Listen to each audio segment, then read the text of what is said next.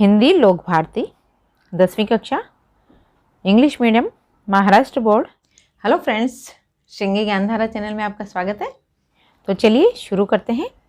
आज हम पढ़ेंगे पाठ 7 महिला आश्रम। इसके लेखक हैं काका कालेलकर। अब परिचय देखिए। जन्म 1885 सातारा महाराष्ट्र, मृत्यु 1981 नई दिल्ली। अब परिचय देखिए। काका कालेलकर के नाम से विख्यात दत्तात्रेय बालकृष्ण कालेलकर, जिन्हें हिंदी, गुजराती, मराठी और अंग्रेजी भाषा में समान रूप से लेखन कार्य किया। राष्ट्रभाषा के प्रचार को राष्ट्रीय कार्यक्रम मानने वाले काका कालेलकर उच्च कोटि के वैचारिक निबंधकार हैं। विभिन्न विषयों की तर्कपूर्ण व्याख्या आपकी लेखन शैली के विशेष गुण हैं। अब प्रमुख कृतियाँ देखिए।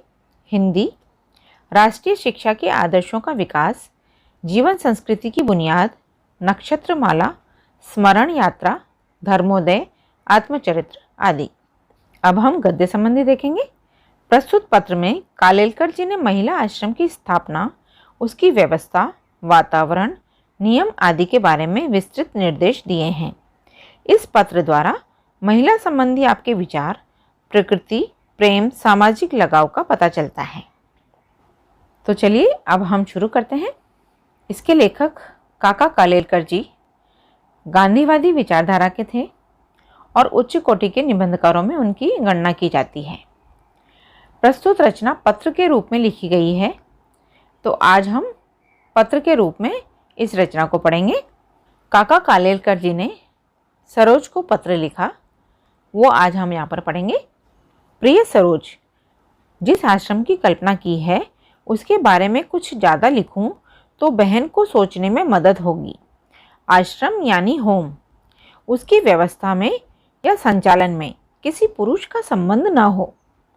व्यवस्था मतलब प्रबंध, संचालन मतलब चलाना। उस आश्रम का विज्ञापन अखबार में नहीं दिया जाए।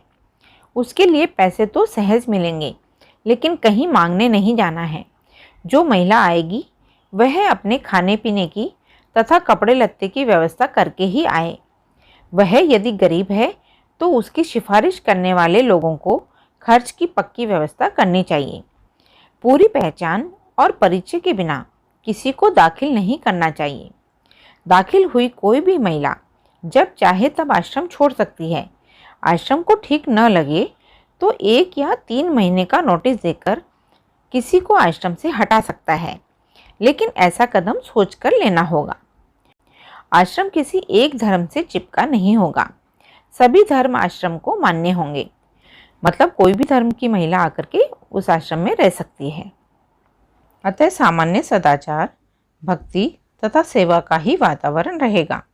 सदाचार का मतलब होता है अच्छा आचरण करना। आश्रम में स्वावलंबन हो सके उतना ही रखना चाहिए।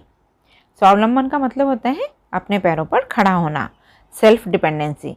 सादगी का आग्रह होना चाहिए, मतलब जो भी महिला आएगी वो सादगी से रहे। आरंभ में पढ़ाई या उद्योग की व्यवस्था भले न हो सके, लेकिन आगे चलकर उपयोगी उद्योग सिखाए जाएं। पढ़ाई भी आसान हो।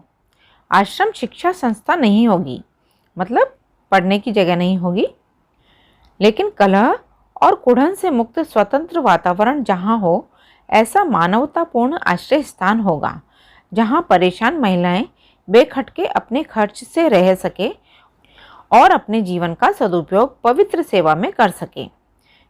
कलह है मतलब झगड़ा, कुढ़न मतलब खीज, सदुपयोग मतलब अच्छा उपयोग, पवित्र मतलब शुद्ध। ऐसा आसान आदर्श रखा हो और व्यवस्था पर समिति का झंझट न हो तो बहन सुंदर तरीके से चला सके, ऐसा एक बड़ा काम होगा। उनके ऊपर ऐसा बोझ नहीं आएगा जिससे कि उन्हें परेशानी हो। संस्था चलाने का भार तो आने वाली बहनें ही उठा सकेंगी, क्योंकि उनमें कई तो कुशल होंगी। कुशल का मतलब होता है ट्रेंड होना। बहन उनको संगीत की, भक्ति की तथा प्रेम युक्त सलाह की खुराक दें।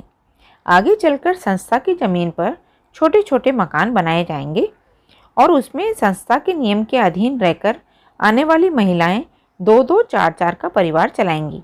ऐसी संस्थाएं मैंने देखी हैं, इसलिए जो बिल्कुल संभव है बहुत ही उपयोगी है। ऐसा ही काम मैंने सूचित किया है। इतने वर्ष के बहन के परिचय के बाद उनकी शक्ति, कुशलता और उनकी मर्यादा का ख्याल मुझे है।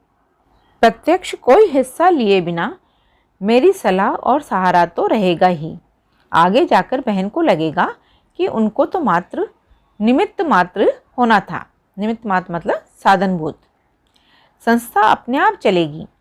समाज में ऐसी संस्था की अत्यंत आवश्यकता है। अत्यंत मतलब बहुत, आवश्यकता मतलब ज़रूरत। उस आवश्यकता में से ही उसका जन्म होगा। मुझे इतना विश्वास न होता तो बहन के लिए ऐसा कुछ मैं सूचित ही नहीं करता।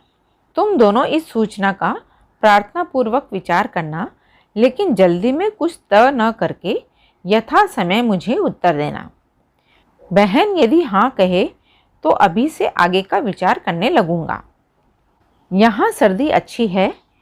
फूलों में गुलदाउदी, क्रिजेंथिमम फूल बाहर में है। उसकी कलियां महीनों तक खुलती ही नहीं, मानो भारी रहस्य की बात पेट में भर दी हो और होठों को सीकर बैठ गई हों। जब खिलती हैं तब भी एक एक पंखुड़ी करके खिलती हैं। वे टिकते हैं बहुत। गुलाब भी खिलने लगे हैं। कोसमस के दिन गए, उन्होंने बहुत आनंद दिया। आनंद मतलब खुशी। जिनिया का एक पौधा रास्ते के किनारे पर था, जो आए सो उसकी कली तोड़े। फिर मैंने इस बड़े पौधे को वहाँ से निकालकर अपने सिराने के पास लगा दिया। फिर इसने इतने सुंदर फूल दिए, इसकी आंखें मानो उत्कटता से बोलती हों ऐसी लगती। 2-1 महीने फूल देकर अंत में वह सूख गया। परसों ही मैंने उसे विदा दी। काका का दोनों को सप्रेम शुभाशीष। गुरुवार 21/12/44। फिर उन्होंने दूसरा पत्र लिखा। प्रिय सरोज, तुम्हारा 16 से 18 तक लिखा हुआ पत्र आज अभी मिला। इस महीने में मैंने इन तारीखों को पत्र लिखे हैं। तारीख 1, 9, 15 और चौथा आज लिख रहा हूँ। अब तुमको हर सप्ताह में लिखूंगा ही।